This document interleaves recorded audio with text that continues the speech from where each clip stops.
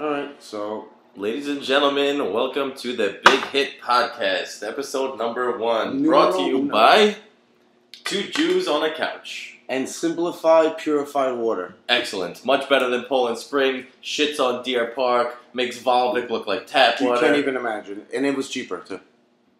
Which would be the added bonus. That's actually the Jewish part. So we're here today to talk about our first marijuana experience. Ganja. Believe it or not, at the ripe age of 14 years old, I was exposed to marijuana cigarettes. Now, truthfully, I was actually one of those anti-weed people growing up for a long time, and I bought into the bullshit. It makes you stupid. It kills brain cells. You won't remember anything. Yeah, when you're young and you have people of authority explaining to you something that is a drug and is going to ruin your life. Oh, the stigma of it being like a drug. Yeah, no, absolutely. I mean, now I'm 27 years old and I have a much different opinion. But anyway, without further ado, I would say my curiosity got the best of me. And I said, you know what? I want to know what the hype is about. I want to know what actually happens. And it's funny, too, because you watch movies, and I had this idea, like I was going to smoke pot and I was going to be on mushrooms. Like I always thought colors. That's what I'm saying. I thought I was going to see, like, cartoon bunny rabbits running across my face. I thought my voice would turn like 1960s cool. So I'm using like weird terminology. I forget who it was, but an older friend from high school had a connect. And this is actually the dangerous part, is that I didn't get the chance to ease into it. I didn't get like, oh, here's some decent stuff, here's some better stuff. Yeah, I just got the crack. I got thrown right into the top notch. So I was like, oh man. But anyway, you didn't even get like a ramp. Yeah, no, nothing. Just jumping straight off the cliff. Not the fiscal cliff, the marijuana cliff. Yeah, not the fiscal cliff. Didn't it pass, by the way, the fiscal cliff? Dude, I don't even know what the fiscal cliff is. We should be broke right now. We have no money. I don't know what that even means. I just know that it's not good for us. Cliffs are bad. Yeah, you don't want to fall off any sort of cliff. Other than the guy from Cheers. He was the man. Okay, unless we're talking about cliffhanger. No, that's not bad. That's Alright, go back to the schmiggism. No, so he got us, an older friend of mine who had a connect. He got us some really, really powerful stuff, which at the time we didn't know. We just thought it was regular weed, as Cat Williams would say. So, he prepared it for us, he rolled it for us and everything. It was like a night when, the parents were out and I had the house to myself, beautiful. Me and 3 friends, we go into the backyard. Planning it out. In the tree house. Oh, yeah, of course. This is, covert ops Weeks of planning. Yeah, nowadays I'll smoke a joint and go to the DMV. But this is like, covert ops under the cover of night, ninja style. Don't tell anybody.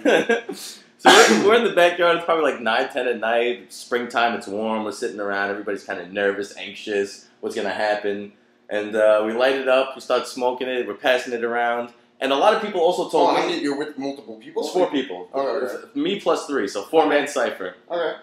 And it was blonde joint? It was a joint. It was actually 2 joints made out of, which would be like almost a gram, 0.9 probably. Whatever, I gotcha.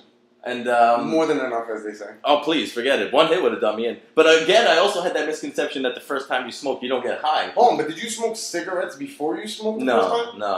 So you also had a problem with like the concept of inhaling? Well, I knew what it looked like to do it, so I just mimicked the... No, because I had a problem with that. Look at it. Yeah. No, it wasn't. I wasn't smoking cigarettes, but I had an idea of how to inhale. Yeah. No, because a lot of people also like inhale and don't inhale. Right. Now. But that's also where I think this stems from. I didn't get high the first time. Because let me tell you, sir. So we smoked this joint, and by the time the joint is completely done, I don't feel anything. Literally, I'm like 100% sober. I feel nothing different than before we started smoking. I would say 10 to 30 seconds after that last hit that I took, my world was changed forever. Dude, but it wasn't even high. Like, now when we get high, it's like mellow, and I'm just kind of in the zone. Yeah, dude, I'm talking about out of control high. Like, I'm trying to walk back up my house, and there's like a slight incline of a grassy hill from the bottom of my backyard to the top of the backyard. And I'm literally like, my equilibrium is off. I'm like all balanced, drunken child, laughing at things that aren't even... Like to be laughed about, like not even to be thought about. I'm just like touching. I'm like, the rail is made out of wood. Like fucking the rail is hysterical, dude. We get so high. We go into my house, and I'm a strong, mentally willed person, even though that's not even close to grammatically correct. But whatever it would be. Yeah, I got a good brain. My brain works. So I remember like calming myself down, like, because I really was overwhelmed the first time. I was like, wow, am I ever going to get normal? What am I going to feel? I remember thinking, I'm like this forever. Like, oh shit, I just went This is the stupid. That's it. This is the stupid, yeah. And we're just zooted, and everyone's like just sitting there hysterical, laughing. It was just, It enhanced everything. It was a magnifying glass for my life. It was like food tasted better, music sounded better. What are you, 14 again? 14 years old, yeah. Ripe age of 14. You got me on like 7 years of bliss. Dude, we're sitting outside, we order pizza. It was like a fiasco to even order you on the phone. had to order. I was like, bro, you gotta talk, I can't do it. Well, but let me ask you a question. Were you like one of those people who was functional high off the bat? No, definitely not. Like you could not. Let's say the first time you smoked, could you go to like the mall? No, I couldn't see anybody. Items? I couldn't see anybody who was Would not. you be like the first time you did shrooms? Well, not the first time, but most of the time you did shrooms. It was a lot like that. It was a lot like that because the I was social aspect or even the experience. You felt like also like out because I felt outer body. The first time. Yeah, I didn't know what was going on because also at that time, and I obviously got drunk before that, but I never had a period where like.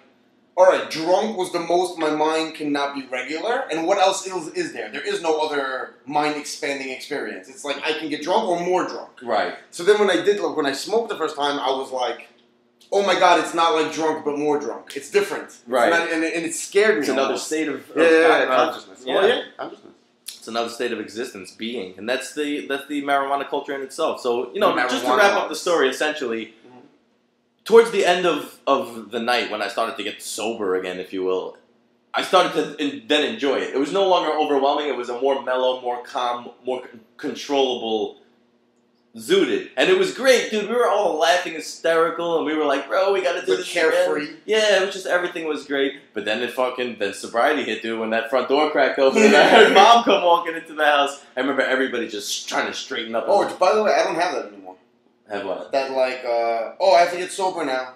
Well, yeah. It doesn't work anymore. That doesn't work anymore. Like I don't even make it work. You don't need to. I don't care. That was a reflex for fear. Yeah, you no longer need that kind of a thing. Fear of being caught, I guess.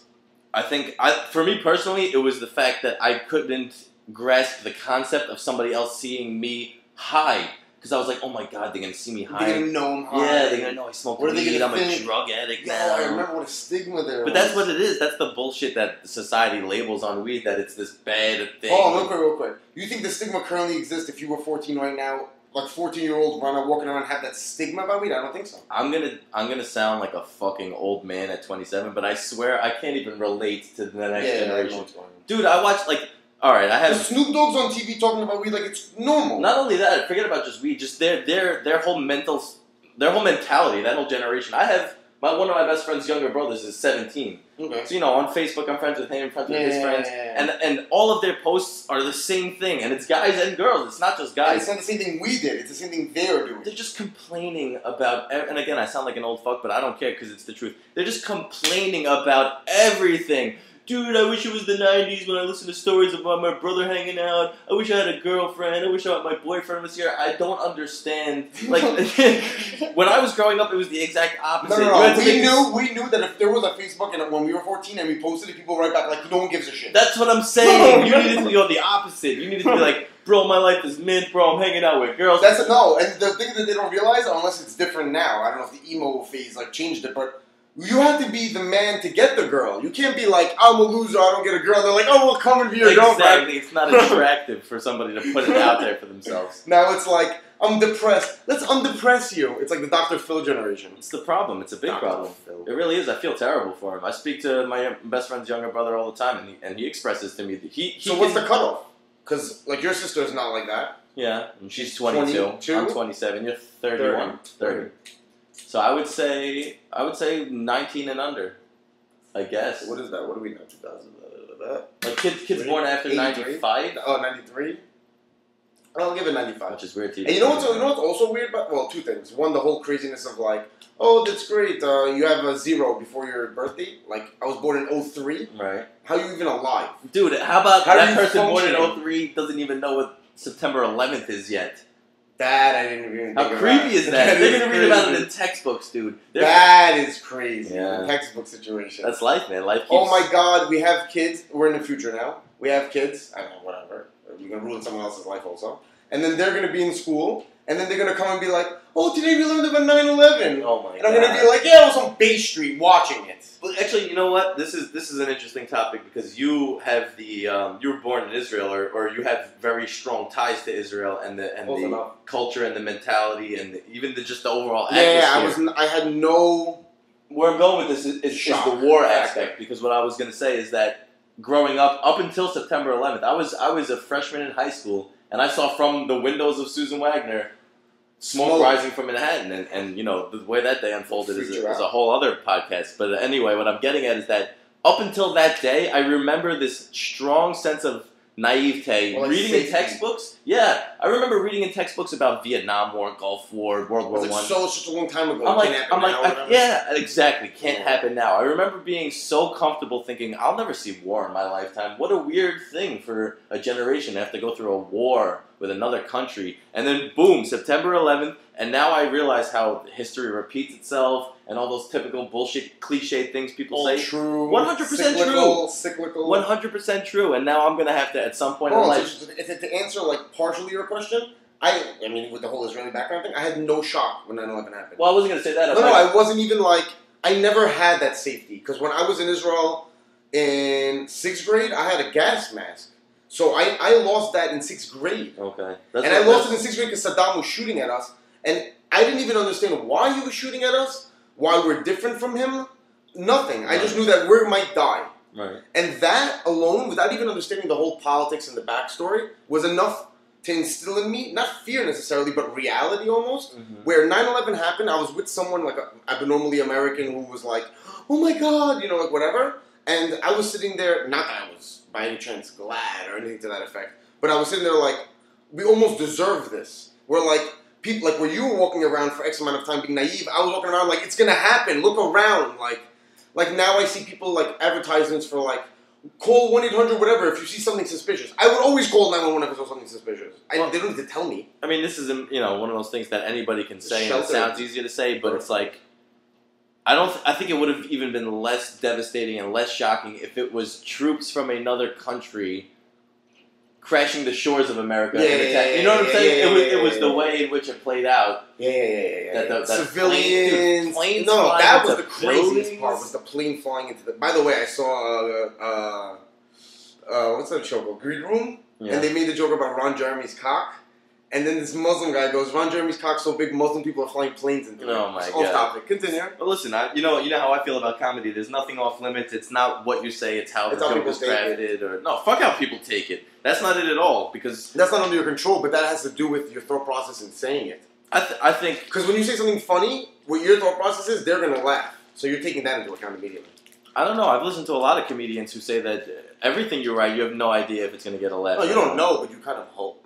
I mean, well, yes, of course. The idea is to make people laugh. But anyway, after a ridiculous tangent, yes, of course, the ridiculous tangent. It should be called the ADHD. Rewind. ADHD podcast. Just fast forward the last 6 minutes of the podcast if you're if you're not interested in random noises. So yeah, long story short, got super, super high the first time I smoked pot. I remember thinking at the time, this is not something I can do every day. This is not a way to live. This is not a lifestyle. This is something under the cover of night, once in the blue, that I'm going to do with my friends, and we're going to act stupid. Just to go on that topic, just so you know, even sometimes when I'm high now, I don't even know why I think about this, but I think about one time we were sitting in your car, and we were smoking, I think, a joint. And at the time, I didn't smoke cigarettes, and at the time, I was smoking like once a week on the weekend, like, you know, fear, like I can't smoke during the day, or I can't smoke during the week. Like, you know what I mean? It has to be like a weekend thing, like a going on a voyage thing. And I remember you telling me, one day you're going to smoke cigarettes. Cigarettes we talked about. And I was like, I'll never smoke cigarettes. Yep. It's like smoking a joint all the time. I can't even consume that amount of smoke. And now when I get high and I smoke a cigarette, like the first thing I do, I'm like, that motherfucker, like, warned me that I would get used to this, like, what is it called? Like, the oral, you know what I'm talking about? Like, the oral fixation. And I thought, I was like, no way. Meanwhile, I bite my nails. Well, it's very weird. I mean, since the beginning of time, man has smoked in some way, shape, or form tobacco leaves. No, since the beginning of time, man has, like, hurt himself for mind alteration. Yeah, I mean, not even necessarily just mind alteration. There's people who smoke tobacco. I mean, I'm not tobacco mind alteration to an extent, not hallucination. You can, well, there's a tobacco buzz type of thing. I'm talking about the fact of like, why do people smoke cigarettes to relieve stress? But it's horrible. So since the beginning of time, men have hurt themselves physically for mental release. Well, yeah, that goes into a lot of different topics of reward, instant satisfaction versus long term. That goes back to this generation. So anyway, the fact that the first time that you smoked was actually with me. With you, yeah. That's right. All right, so let's segue to that moment. So I'll let you tell from your point of view, and then I'll give my perspective. My point of view, and then bird's eye point of view later on. And just for frame of reference, I want to say that I had been smoking for almost a year before. I would say no, it can't be, because if you smoked at 14, oh yeah. How old are you now? 27. Yeah, I was 20, I think. So it must have been 2 years with that logic. Okay. Yeah, I was about 16 or so when we started hanging out. Yeah. So alright, so like I even remember like the dealer's name and the location. Alright, so one day I decide like. By the way, just to tell you how old we are, this is over 10 years ago. Yeah, this is over 10 years ago, dude. I think some of the establishments that we pass by are currently not in existence. Actually, where we smoked, we can't even smoke now, which is different altogether. Hurricane Sandy, brother. Hurricane Sandy and like the housing. If there were no houses, Hurricane Sandy would just make it like a nice path for us to smoke there. But now the houses are knocked down on it. The shores of Staten Island. That's different. The galleys. Anyway, so I remember like doing if I flash quickly, like doing like projects in school like against cigarettes, smoking, and yelling at my dad for smoking cigarettes, and then yelling at my friends for smoking pot, then yelling at my friends for smoking cigarettes, and being like anti, but never literally. I'm like the UN. I was like constantly telling you not to do it, but not doing anything to enforce this action. Like, you know what I mean? Like a Swiss UN combination. And then when I started driving to school, I got to the point where like my friends were dealing, and they were like, "Yo, do you mind if I smoke this enormous blunt in your car? Although you do not smoke, so in retrospect, like, do you want to get arrested with me for something you don't even enjoy?" And you said yes. And I was like, yes, I will do that. I will do that. Because shoot up heroin. We were indestructible, which is another podcast completely, which has to be a total podcast, which is how before you actually get arrested one time, you think you'll never get arrested. It's not possible. There are no cops anywhere as long as the street light is out. Well, that's a lot to do with somebody's upbringing, but I can't. Yeah, that's a shelter situation. So, more back to the action. I'm like, all right, blah, blah, blah. I call up you, your brother. I'm like, Space Ghost, as he was known at the time. And I was like, listen, that's it. I broke down. We got to do it. So Mike, I think, smoked like once or twice at that time. And like he wasn't really like a big smoker, but like he was like, all right, we'll make it like a thing. We'll do it together. Like, all right. And you were like, in theory, the expert. Well, yeah. At the time. We were like, oh my God, Dave's been doing this for 2 years. Let's call him. He'll know how to get all this situations, how to get it hooked up. So we call you up, and you're like, yeah, blah, blah, blah. Let's call blank. Well, no. Be specific. You didn't call me up. You two-way next. Oh, yeah, I apologize. We chirped him, and through underwater communications, which is the efficiency of the talking mode, you understood that we wanted to get high. So you called someone to get stuff who turned out to be our friend. Sure. We went by the Annandale Diner to get it. And then we went on to, and we smoked by like Bedell over there. And we went and we smoked. And this is literally what I remember. We're sitting in the car. I was in the front seat, driver's seat. Didn't we get out by the water? No, we didn't get out yet. Oh, yeah, I'm getting there. I'm in the front seat because I'm going through like my train of thought, because you can have another perspective. I might as well go through my like thought process. I'm literally like almost backing out at that point. Okay. I'm sitting there thinking like when you were like scared? No, not scared. You're sitting like rolling it, and I'm thinking to myself like, all right, there's no going back. It's like losing your virginity. Well, yeah. Once you smoked, you can't say you never. Like smoked. I never smoked, right. And it was like, and that goes back to the whole stigma, also the stigma concept of it, where it was like, I'm going to be lumped in with this like the high stoner people. Like I can't do this once, and then I thought to myself like, all right, so if I do this once, it means I have to do it more, which means like, I'm really going to be a stoner now, and I know my personality. Like I'm having, like I'm a very compulsive personality and whatnot. You were afraid to like it. Afraid, yeah. I was afraid, exactly. I was afraid to enjoy my experience. Okay. So you finish rolling the situation. We get out of the car. So like we made this like an epic, like. It is epic, dude. It was rather epic, yes. We made it like a big like to do, as they say. People say in the trade. Hey, give me that grinder. And we go. We walk out. We walk towards like the shores of what was the shore of Staten Island, which is currently Sandy's like inner belly. Sure. And we walk there and. You get the joint out. You lit the first joint up. I even remember like how funny it was rolled down at the time. We'll edit that out if we can afford post production. It was no good. If we can afford post production, I'll edit that out. The little blank. So you rolled the original one. It was like tight for the time. Like there was no, we didn't understand filters existed. Oh yeah, we didn't know like what the hell was going on. We were just happy that it made a circle. And yeah, I was about to say, you're lucky that stuff was held together. So like you lit it, like you were hitting it or whatever, and you like passed it around, and Mike hit it. Yeah, it's don't even know. Mike hit it, and then it came back to me like on a reverse situation. Back to me. And as it's coming to me, obviously we passed it to the left. You know, Wu-Tang goes of to course, has to tell us. Of course. Actually, you know what? And you followed the puff pass at the time, by the way. Wu-Tang was a big influence of. Oh yeah, Wu-Tang was a big influence on why we got high. Also, sure. And also, just quick, I forgot about this. One of the enticements of why I started to smoke was like people told me you'll understand like music differently and better and movies. So I thought maybe like I'm missing out like on a whole side of this movie situation. I'm like missing out on this whole sexiness that I didn't even know existed. Like I was upset about it. It's a new world. And so we're sitting there and we smoked.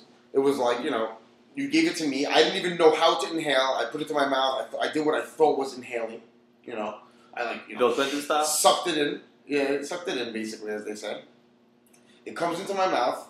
I like exhaled it. I didn't cough, nothing. I didn't even know what was going on. I probably didn't inhale correctly.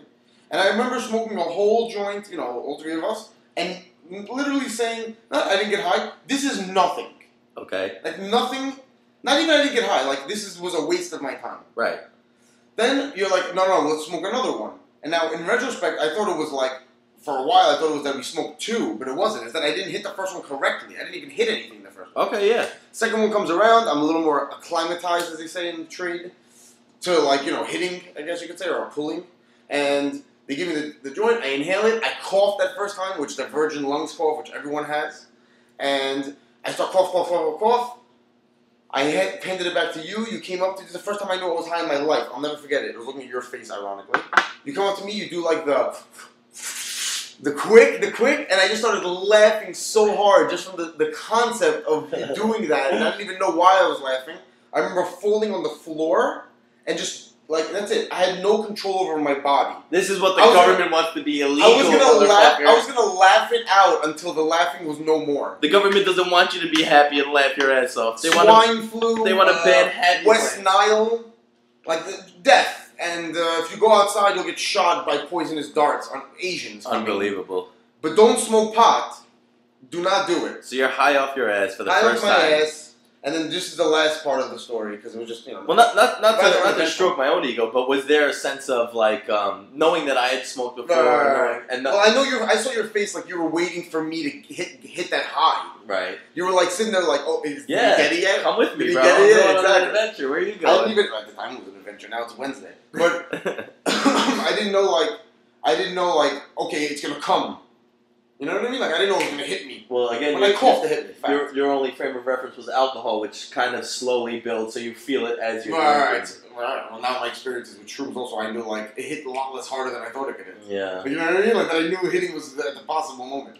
So, just to tie a bow on this wonderfulness, I get back in the car, and this was why I asked you if you were functional, because I drove to this area, we smoked, and I drove back. Yeah, that was scary. So, and I get in the car, and we go to this place, it's like behind our old high school. And it's like a curvy street, and literally, like, on one of the curves, which I've driven 100 times, you know, leaving school, I know this by heart at this point, I forgot I was driving. Wow. Not even forgot I was driving. I forgot I was sitting in a car. I turned around, like, to talk to you in the back seat, like, oh yeah, by the way, I forgot to tell you something.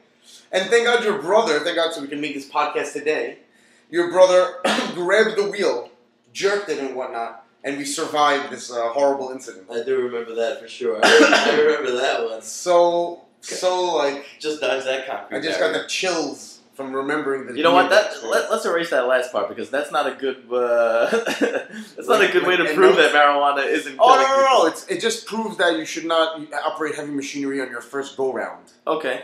Like, I also think that if weed is like a social thing, so if someone ever gave you weed... They would give it with, like, a label of instructions. Because, like, they want you to enjoy it as much as they do.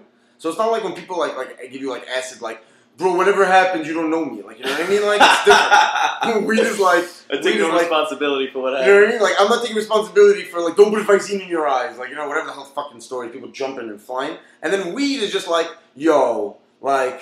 Just be cool, man. Yeah. Just chill out. Yeah, I've never gotten into a fist fight stoned. I've never thrown up from being high. I've fought someone sober over fucking up the potential high. Which is different. That's a different Gotta get your fix, man. Wow. The good old days. Anyway, thank you for tuning in to the Big Hit Podcast. The Big Hit. Take a big hit off that big old bong over there and put one up in the air for the Jews on that couch. Thank you for tuning in. See you next time. Much love and peace. You gotta cough it out with the bong here.